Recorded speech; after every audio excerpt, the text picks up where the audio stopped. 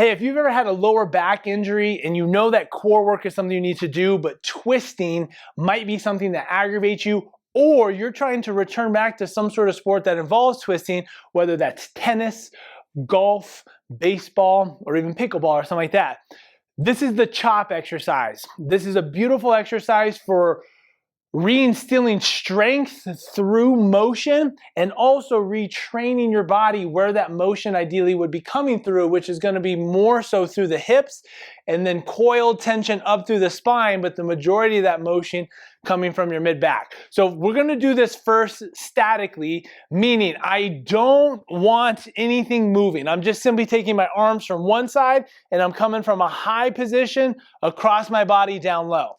In doing so here, that torque of the band wants to pull me this way, and my obliques and my torso are fighting that to hold me. I can do this with a dowel with the band to enhance that kind of torque arm as I go through, so it gives me a little bit of a lever. But ideally in this first situation, we're not doing any turning.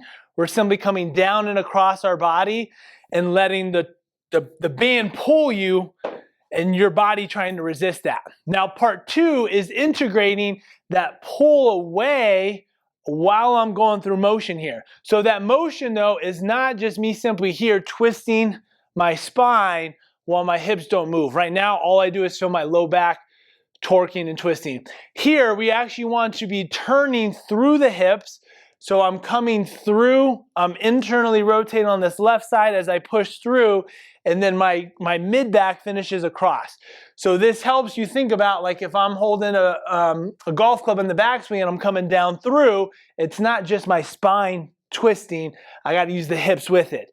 Or if I'm hitting a tennis ball, it's the hips with it. So this is really good practice for you to integrate in, how do I create stability and tension while I'm going through the motion, if that's something that you're trying to return back to.